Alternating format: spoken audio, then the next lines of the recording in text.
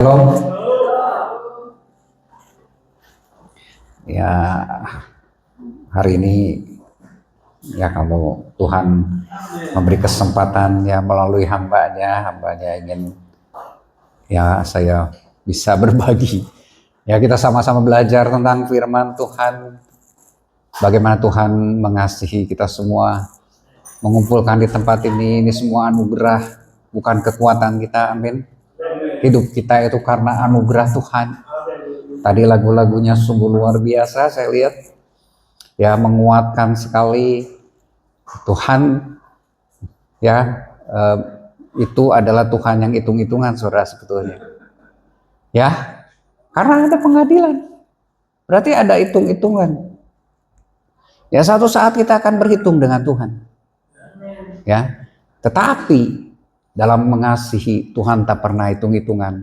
Oleh sebab itu ketika kita dikasih oleh Tuhan, diberikan banyak ya kasihnya yang luar biasa, terutama mujizat-mujizat yang terjadi dalam hidup kita. Maka kalau kita tidak menggunakan mujizat-mujizat itu dengan baik, kita tidak memuliakan nama Tuhan dengan baik, maka Tuhan akan perhitungkan itu ya. Oke, saya akan hitung-hitungan dalam hidup saya. Kalau saya berdiri di tempat ini semua karena anugerah Tuhan. Saudara, perkenalkan, ini adalah keluarga saya. Saya menikah di usia yang cukup ya lanjut, 35 tahun. Ya. Karena saya itu pendiam, ya orangnya pendiam. Jadi kalau saya bisa berbicara begini luar biasa sebetulnya. Dulu waktu SD itu saya kalau bicara dengan satu orang saja udah nggak bisa, saudara ya. Nah, selama saya kuliah, selama saya sekolah nggak pernah bertanya. Ya, terus selalu ya diterima aja pokoknya ya, nggak tahu ngerti atau enggak, pokoknya terima.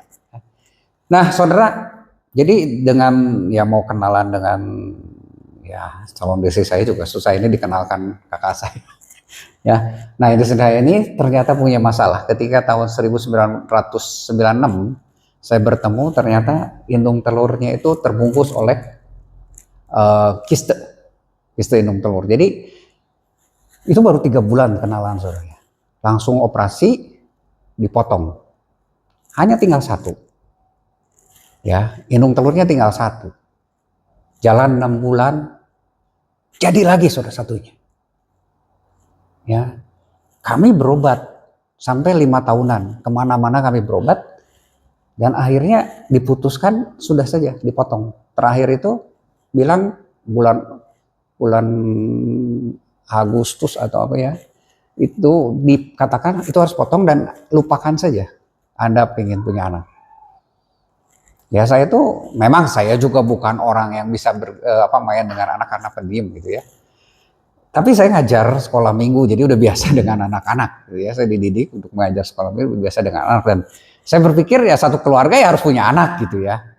Tapi waktu itu sebetulnya tantangan buat saya adalah ketika saya mengambil keputusan untuk menikah, tapi saya putuskan setelah saya berdoa, oke, saya menikah saja. Kenapa gini, saudara ya? Karena dokternya bilang ini akan sembuh kalau hamil. Tapi masalahnya akan hamil kalau sembuh. Jadi yang mana duluan gitu? Bingung kan? Ya, tapi kemungkinan untuk sembuh kan ada. Ya udah, kita ngambil keputusan itu.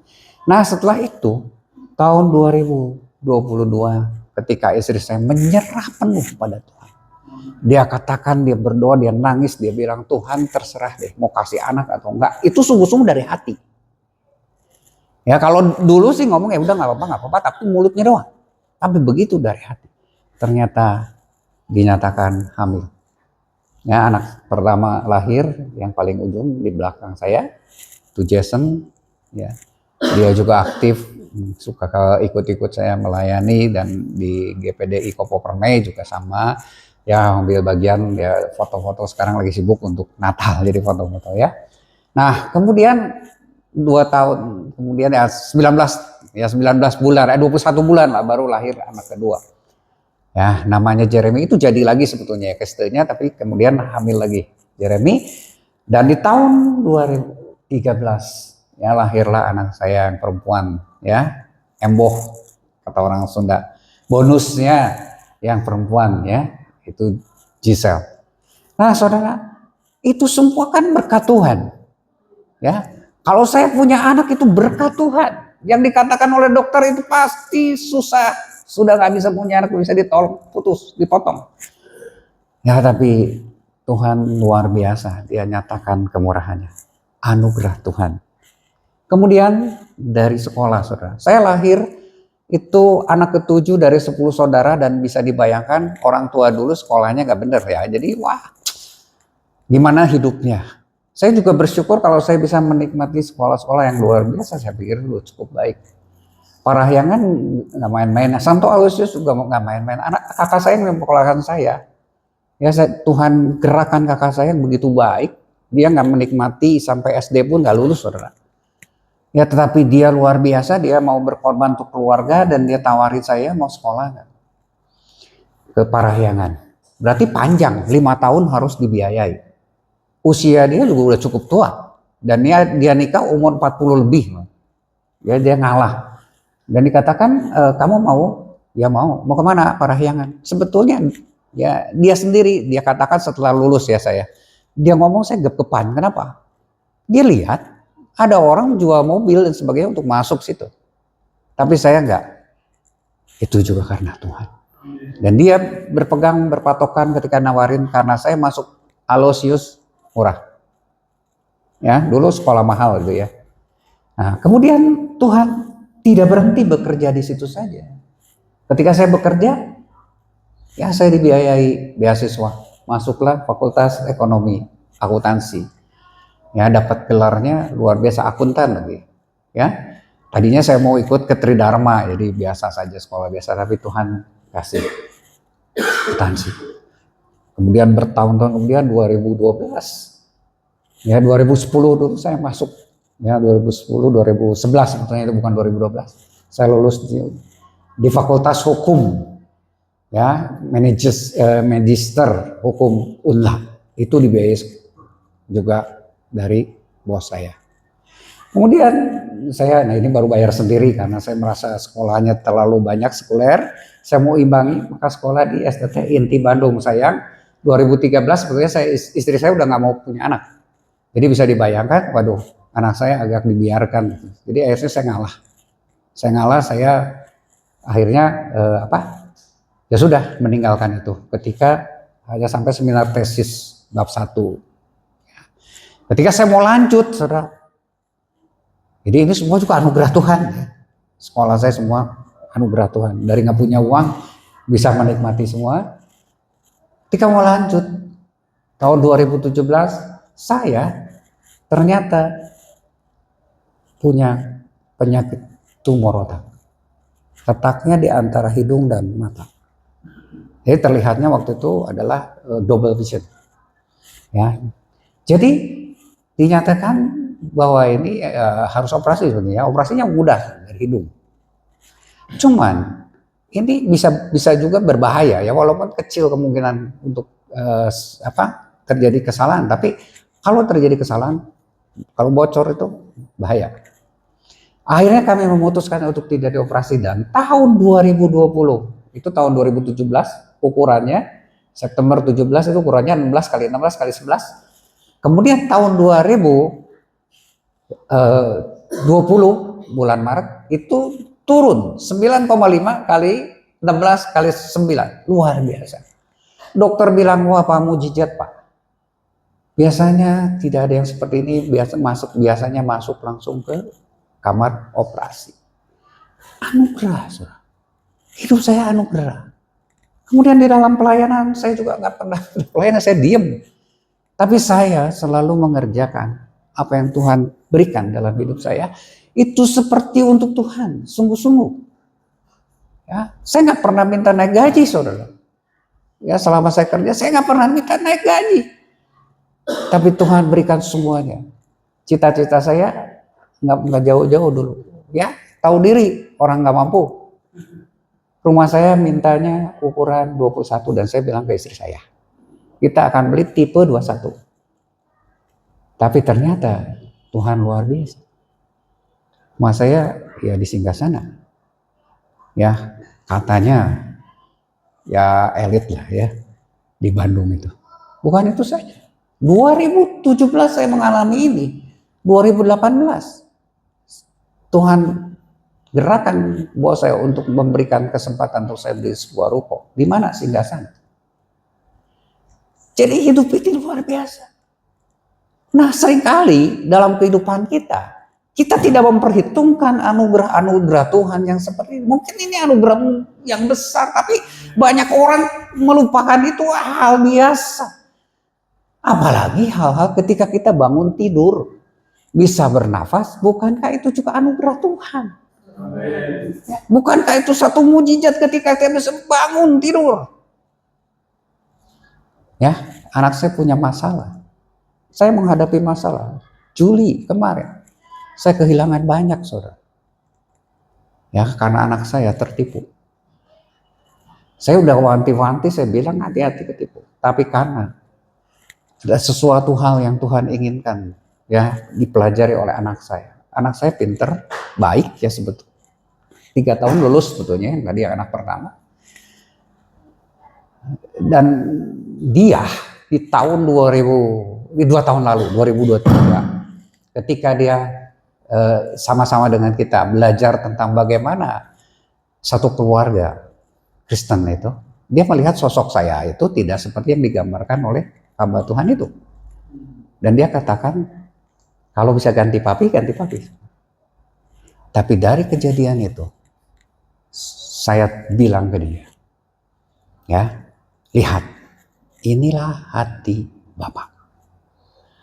Anak saya itu orangnya sangat kritis. Jadi segala ditanya, bahkan Tuhan pun dipertanyakan oleh dia. Seringkali dia mempertanyakan bagaimana kasih Bapak itu. Dan saya bilang, lihat, orang tuamu, orang tua yang banyak kelemahan yang kamu sendiri juga pernah kecewa, punya kasih. Saya nggak punya uang pun dia ada-adain. Dan saya sebetulnya tepatnya itu tanggal 20 Juli. Saya menangis di hadapan Tuhan ketika lagu terakhir dalam puji-pujian. Kemudian di mobil saya menangis. Kenapa? Hanya dalam 2 hari saya harus mengumpulkan begitu banyak. Tapi itu bisa tercapai. Terus saya bilang ke anak saya, lihat Tuhan begitu mengasihi kamu. Karena bohong ke sayanya itu dia akan pergi ke Rusia, pertukaran pelajar. Padahal dia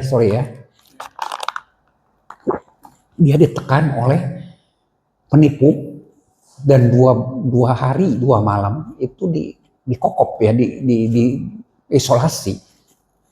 HP-nya harus dibawa-bawa, harus ikut Zoom, dan dia diancam hukuman 15 tahun penjara. Kenapa? Dianggap terlibat dalam pencucian uang. Hati-hati ya, padahal ini bohong.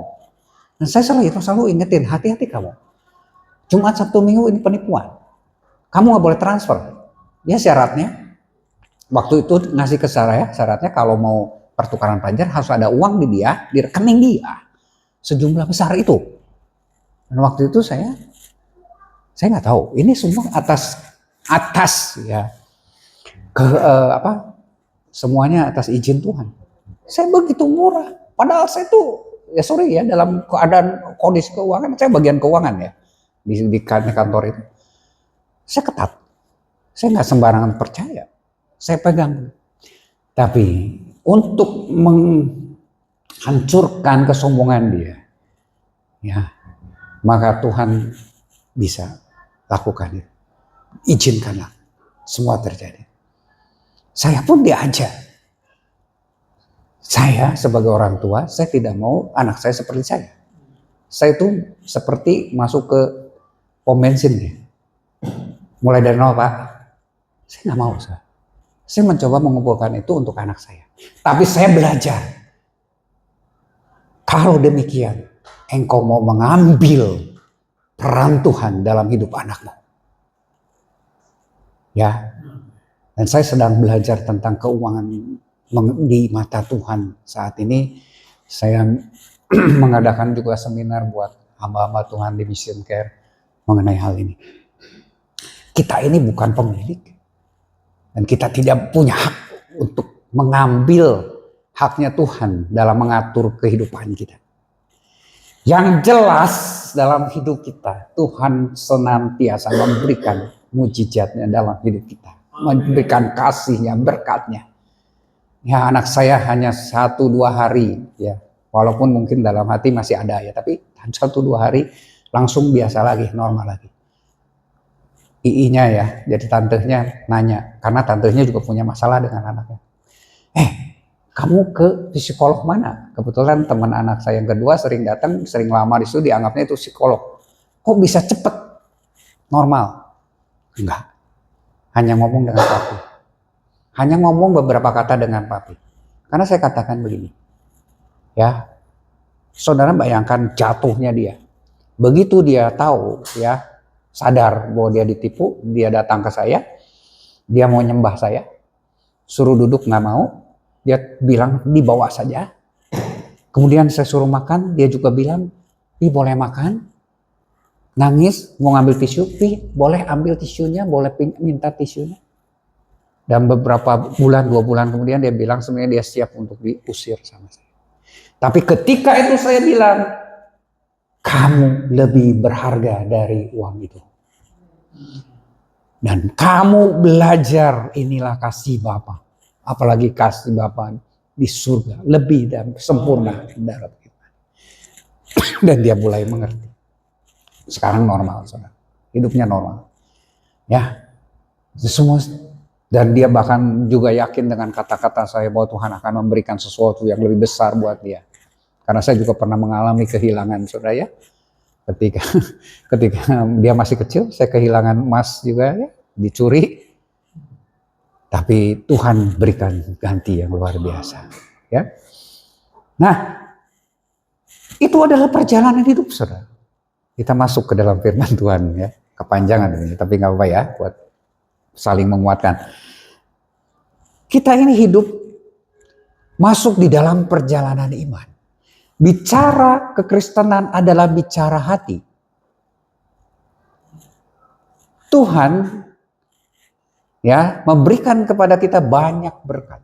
Tapi kalau hati kita tidak seperti hati Tuhan Yesus, tidak mengerti apa rencana Tuhan dalam hidup kita, atas anugerah yang Dia berikan buat kita, semuanya percuma.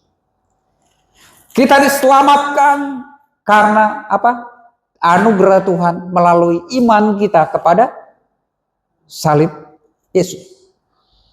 Ya, tetapi kita bersyukur kepada Tuhan diberikan kesempatan untuk bukan hanya selamat, tetapi memperoleh mahkota kehidupan.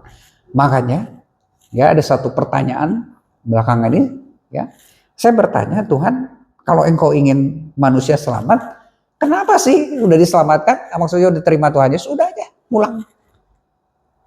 Kan kalau di dunia ini masih kita banyak masalah, karena tempatnya masalah di dunia ini, betul ya? Nggak ada yang nggak punya masalah kan? Tetapi Tuhan membiarkan kita, dan kita harus mengucap syukur kepada Tuhan, karena kita diberi kesempatan untuk menerima lebih dari itu. Apa? Mahkota di surga nanti. Ya, orang yang di pinggir ya di pinggir salib Tuhan itu selamat sudah. Tapi ya tanpa mahkota. Kita dikasih kesempatan untuk terima mahkota. Dengan cara apa? Harus masuk di dalam perjalanan iman. Ya. Seperti apa? Abraham. Abraham disebut adalah bapak beriman. Ya, tetapi dia harus membuktikan imannya. Dengan cara apa? Dia nurut ketika dia harus pergi. Kemana? Nggak tahu sebetulnya. Pokoknya kamu pergi, nggak disebutin tuh kemana sebetulnya. Tapi dia pergi. Dan dia bawa Lot. Kemudian Abraham juga harus menunggu janji Tuhan selama 25 tahun. Untuk mendapatkan janji Tuhannya itu akhirnya Ishak. Bukan waktu yang pendek. Tapi inilah perjalanan dan kita tahu banyak hal yang akhirnya dialami oleh Abraham. Bahkan Sarah yang ingin mempercepat janji Tuhan itu digenapi berbuat salah.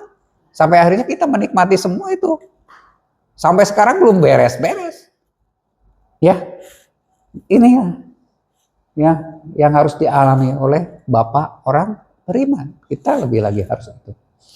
Nah, demikian juga ini cerita apa nih? Tahu Pak? Cerita apa ya ini? Ini Petrus nih. Petrus atau Tuhan Yesus berjalan di atas air.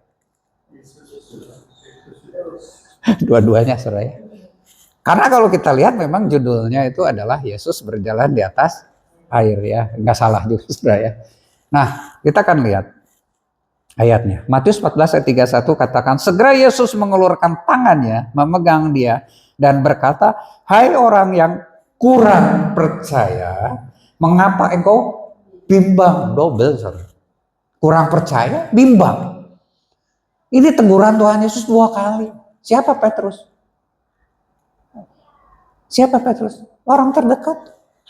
Orang terdekat dari Yesus. Ada 3 yang terdekat dengan Tuhan Yesus, salah satunya adalah Petrus. Ya, bahkan dia akhirnya dipercaya oleh Tuhan Yesus untuk memegang, untuk memimpin atau mengelola seluruh gereja Tuhan. Pendiri gereja Tuhan. Tapi Petrus harus belajar di sini. Dia memang harus masuk di dalam perjalanan iman. Tapi Tuhan mau supaya kita naik level. Ternyata iman itu ada tingkatannya. Dari pengetahuan kepada iman penuh harap. Nah, tadi saya katakan ya yang tadi ini, bahwa kita seringkali menganggap bahwa Yesus itu berjalan di atas air cerita ini. Tapi sebetulnya enggak juga. Petrus dan Yesus berjalan di atas air. Dan ini kita tahu sebetulnya melawan hukum alam. Di dunia ini ada hukum alam.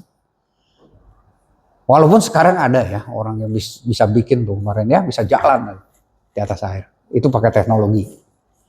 Tetapi pada dasarnya begitu orang ya karena berat jenisnya berbeda, dia akan tenggelam. Tetapi jangan lupa bahwa di dalam dunia juga ada hukum roh. Ya. Nah, Petrus berjalan di atas air dan bisa itu melawan, berarti ada hukum alam yang dia bisa atasi. Ya.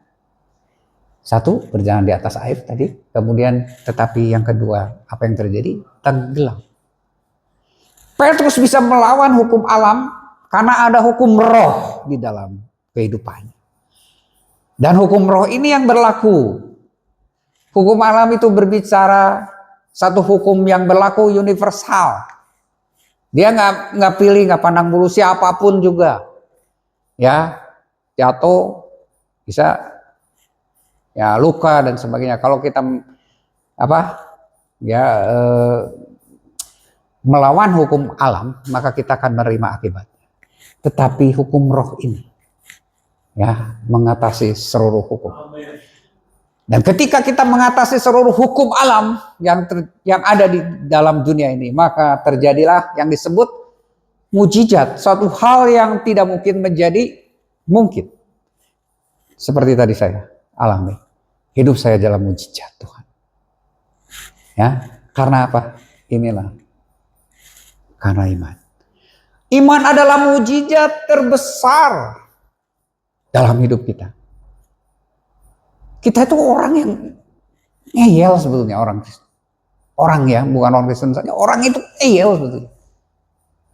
Tapi ketika kita mendapatkan anugerah Tuhan, kita bisa menerima Tuhan Yesus dalam hidup kita. Itulah mujizat terbesar.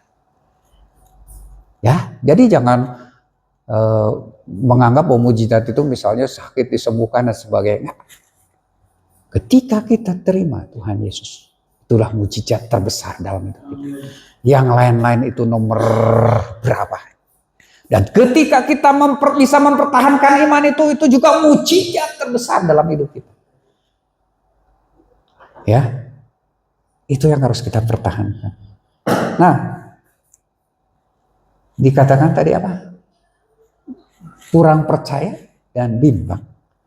Ini yang sebenarnya Tuhan sayangkan dalam kehidupan Petrus, dan Tuhan ingatkan ini. Ya, oleh sebab itu segala sesuatu biarlah kita minta di dalam iman. Sama sekali tidak boleh bimbang. Dan Tuhan akan ajar ini dalam kehidupan kita melalui banyak peristiwa dalam hidup kita. Nah, kenapa? Karena orang yang bimbang itu seperti gelombang laut. Jadi bisa sana sini terombang-ambing, mudah terombang-ambing. Tuhan tidak mau kita seperti itu. Ya. Sebab itu lihat dalam kehidupan kita. Ini buku lama, 1678 nih, diterbitkannya. Ada yang sudah pernah baca? Saya baca masih kecil, ini bukunya seperti komik soalnya. Itu perjalanan iman. Ya, ada seorang namanya Christian, itu ada di kota kehancuran. Dan dia mengalami banyak hal, tapi kemudian dia memilih untuk masuk pintu sempit. Dia percaya pada Tuhan, pada salib dan kubur kosong kebangkitan Tuhan. Dan dia masuk dalam bukit kesulitan. Tetapi semuanya akhirnya dia mengalami satu kebahagiaan, dia bisa masuk ke kota surga. Nah, inilah perjalanan yang akan kita lalui. Seperti ini kita akan lalui. Jadi banyak bukit kesulitan dalam kehidupan kita. Banyak sungai-sungai kematian. Banyak bukit kesulitan, lembah bayang-bayang maut. Lembah bayang maut juga banyak terus akan terjadi. Tetapi akhirnya kita akan masuk ke kota surga. Amin, saudara. Amin. Ya, oleh sebab itu tetaplah bertahan dan ikuti proses Tuhan dalam kehidupan kita. Dan proses Tuhan tidak bisa dipercepat. Ada waktunya. Begitu kita mau mempercepat itu seperti Sarah, celaka yang terjadi. Ya, keributan yang terjadi. Di dunia ini katanya ada jembatan, 5 jembatan. Jembatan putus asa adalah jembatan yang terpendek. Ya, nanti kita akan kehilangan arah dan harapan. Ini jembatan putus asa. Jembatan yang kedua adalah pengharapan. Kita akan tekun dalam janji Tuhan. Jembatan yang ketiga adalah jembatan iman. Apa itu jembatan iman? Ya, nanti kita lihat. Jembatan yang keempat adalah pengorbanan. Itu adalah jembatan yang ya luar biasa sebetulnya. Termahal dalam hidup. Harga kasih sejati. Dan puncak dari semua jembatan adalah jembatan kasih. Jembatan iman ini adalah jembatan di mana kita percaya dan bertindak. Ingat ya, percaya dan bertindak. Ini penting kita mengerti. Lihat, iman itu seperti tangga ternyata. Ya. Pertama, iman itu adalah iman pengetahuan. Kemudian akan naik lagi ke dalam iman percaya. Inilah iman bertumbuh. Kemudian iman penyerahan yang disebut iman yang sudah dewasa. Dan kemudian dia juga masuk ke iman yang penuh harap, sempurna. Ya, jadi kita harus melewati 4 tahap iman ini. Ini salah ya, ada salah. Ya, dan kita akan masuk dan mendapatkan mata kehidupan. Tidak seperti orang yang ada di bawah hanya iman pengetahuan. Dan, ya lihat, Tuhan mau supaya kita bertumbuh, tidak stagnan, tetapi bertumbuh dalam anugerah. Iman adalah anugerah. Amin. Jadi tumbuhlah di dalam iman. Supaya apa? Supaya kita bisa juga menerima kemuliaan Tuhan. Ya, walaupun kemuliaan itu bagi, tapi kita bisa menerima kemuliaan. Kapan? Kapan? Sekarang dan selama-lamanya sampai kehidupan kekal. Saya kemarin dapat firman Tuhan luar biasa. Firman itu jadi manusia. Ngapain jadi manusia? Supaya nyata di dunia ini. Tuhan itu ada di dalam hidup kita. Tertulis di dalam hati kita. Dan itu harus dinyatakan oleh kita. Melalui perkataan kita, melalui perbuatan kita. Kemuliaan itu kapan datang? Saat ini. Tuhan angkat saya dari kehidupan serba kekurangan. Dan saya bisa menikmati di dunia ini. Tapi kembali masalah, sudahkah kita bersyukur dengan apa yang Tuhan berikan dalam hidup kita? Saya bisa menikmati, saya nggak punya uang, tapi saya bisa menikmati mobil baru. Sampai terakhir Kijang Innova baru, dan saya tidak keluarin uang untuk biayanya, untuk apa. Saya nggak ngeluarin. Tapi ada kuasa menikmati. Itu adalah berkat Tuhan. Syukur itu. Banyak orang nggak bersyukur dengan apa yang Tuhan berikan. Ya, soal apa yang diberikan itu gimana Tuhan. Karena Tuhan tahu berapa kuatnya kita. Ya, waktu saya kehilangan uang itu, teman saya bilang, soal jumlah, itu bukan orang Kristen loh ya. Soal jumlah, itu tergantung Bapak. Bapak kuatnya seberapa? Itu luar biasa, saya dibukakan, waduh luar biasa. Ya bisa seperti itu. Nah saudara, iman itu tumbuh seperti biji sesawi. Dia tumbuh dan akhirnya bisa menjadi pohon yang besar, rindang. Itulah yang Tuhan mau. Bisa menaungi orang-orang lain. Menjadi tempat berteduh. Ya, kembali kita menjadi seperti siapa? Tuhan Yesus yang bisa dirasakan oleh orang-orang lain. Itulah hidup kita. Ya. Nah, ini yang awal. Iman pengertian kuat. Jadi dari mana? Dari pendengaran akan firman. Roma 10 ayat 17. Ya. Kita bisa memiliki iman karena apa? Ada firman Kristus yang diajarkan oleh para hamba Tuhan, atau kita baca sendiri. Ya.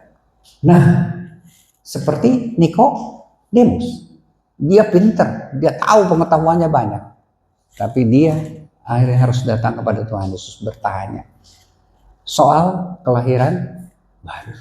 Dia tahu, tapi dia sebatas pengertian. Jadi pertama iman itu diperoleh, iman pengetahuan itu dari mengenal Yesus melewat firman. Tapi yang kedua adalah dari nanti ya. Nah ini tahu kebenaran tapi belum tentu percaya sepenuhnya. Tapi ini seperti orang-orang banyak ya, dia ingin dengar Tuhan Yesus. Ya makanya berbondong-bondong datang pada Tuhan Yesus. Karena mereka percaya bahwa diselamatkan oleh iman. Tapi iman yang mana? Ya iman pengetahuan sebenarnya cukup oke ya. Nah, tapi kebanyakan orang hanya mendengar saja. Orang itu kebanyakan kita hanya mendengar firman lalu mengabaikannya tanpa mengambil poin penting dan meyakininya. Maka Tuhan ingin kita supaya merenungkan firman Tuhan dalam kehidupan kita. Saya bersyukur saya melayani Tuhan sehingga saya belajar bagaimana saya harus merenungkan firman Tuhan. Kalau kita semua ya, saya juga sering banyak dengar ketika saya dengar terus firman Tuhannya oke. Tapi begitu berapa lama lupa lagi. Makanya pendeta saya, hamba Tuhan pertama kali ya yang ngajar saya 38 di satu gereja. Ketat sekali, jadi saya pernah gereja kecil Pak. Mungkin setengah ini dulu ya. Ketika buka tahun 82 saya masuk situ, itu juga nggak tahu saya. Karena kebetulan waktu itu saya Katolik Pak. Waktu itu masih Katolik, tapi saya punya teman anak pendeta dan dibawa ibadah di tempatnya. Ya. Kemudian saya dikasih pelayanan dan sebagainya. Dia ajar saya untuk selalu mencatat. Untuk apa? Pulang ke rumah baca lagi. Ya, tapi sekarang karena sudah terbiasa, jadi karena sekarang saya pakai HP. Nah, ini juga bikin masalah ya. Saya pakai HP, ada catatan di sini, note everything. Saya catat semua karena udah terbiasa. Jadi saya catat gitu ya. Cuman orang yang lihat, apalagi kalau di depan gitu ya, ini pernah ribut nih akhirnya. Di depan ini kok, apalagi yang suka khotbah katanya gini mainin HP. Tapi ini mau mempermudah saya. Begitu bagus, saya catat dan langsung kirim. Langsung share ke kelompok ya. Dan banyak juga khotbah-khotbah saya diinspirasi oleh khotbah dari beberapa hamba Tuhan. Dan itu saya ingat ketika saya baca-baca lagi. Ya, jadi itu gimana orangnya lah. Ya, jangan diributkan gimana-gimana, tapi gimana orangnya. Tapi memang banyak godaannya lah kalau pegang HP ya. Begitu WA, aduh pengen lihat. Ya, oke. Ini harus direnungkan. Dan bukan itu saja, tapi juga harus dijalankan. Kalau hanya membaca itu menipu diri sendiri. Bahkan iman itu akan mati. Jadi saya bersyukur pada Tuhan kalau dikasih pelayanan, makanya saya bisa terus bertumbuh di dalam Tuhan. Ya, oke. Ya. Nah, inilah disebut iman hanya dengan pengetahuan di dalam kepala, bukan pengetahuan hati. Ya, Tuhan nggak mau seperti ini. Jadi ini orang yang masih bertanya-tanya. Betul, saya ngerti. Tuhan itu sanggup. Allah itu sanggup. Allah itu kuat kuasanya, besar kuasanya. Tetapi lihat, apakah dia peduli? Atau mungkin dia masih bertanya, benar sanggup nggak? Tapi banyak orang yang tahu juga, yang meyakini Tuhan sanggup karena dia tahu. Tapi apakah dia peduli? Ya, ini Tuhan tidak menginginkan ini. Ya tahu, tetapi belum percaya. Nah, masuklah ke yang kedua. Ini yang keduanya adalah melalui pengalaman-pengalaman orang lain, melalui kesaksian. Makanya kalau kumpul-kumpul di sini sebetulnya kita sama aja ya Pak ya. Hamba Tuhan bukan berarti lebih tinggi dari saudara. Kita sama-sama belajar. Saya banyak belajar dari orang-orang yang saya bilang tadi juga, dari orang luar, orang Kristen saya belajar. Kita berkumpul di sini untuk saling berbagi, saling menasehati, saling menguatkan. Hamba Tuhan juga manusia. Kadang-kala lemah. Dengan kehadiran saudara dikuatkan. Ya. Dengan kesaksian saudara, makanya dikasih waktu untuk kesaksian biasanya. Itu saling menguatkan.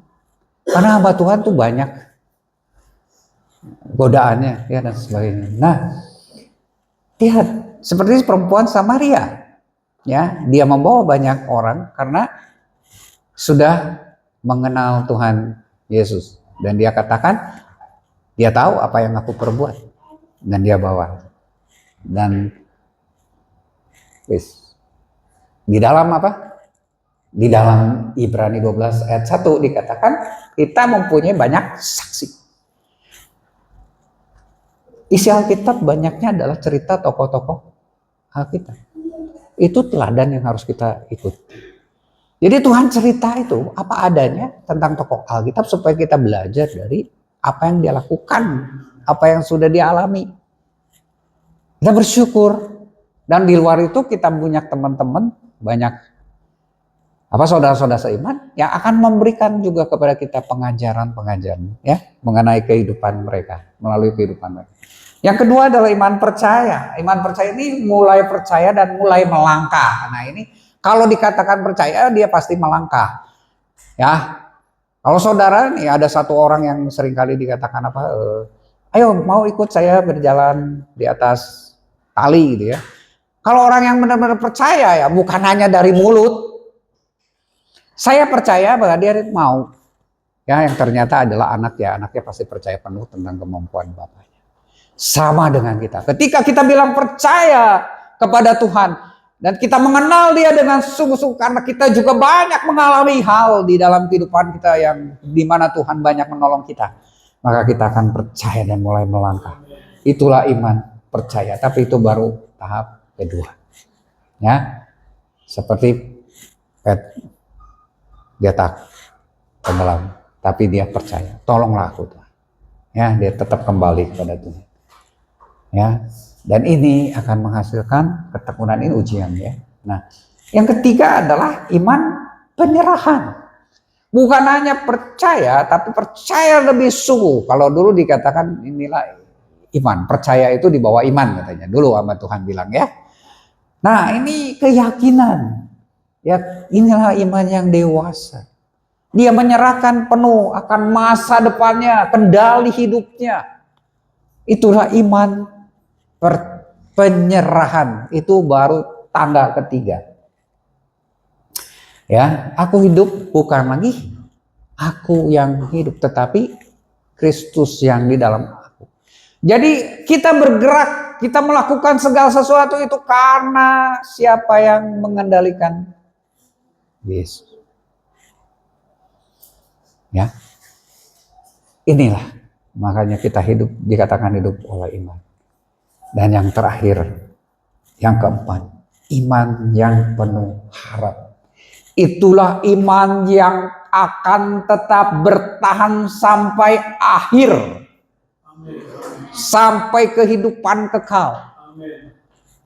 Tuhan mau, kalau Tuhan memang mengizinkan kita untuk menerima itu, ya, atau mengalami 4 tahap iman, itu kita akan masuk di dalam kekekalan, di mana mahkota tersedia buat kita semua. Dan ini iman yang tidak tergantung pada keadaan. Sesulit apapun, ya, kita tetap bisa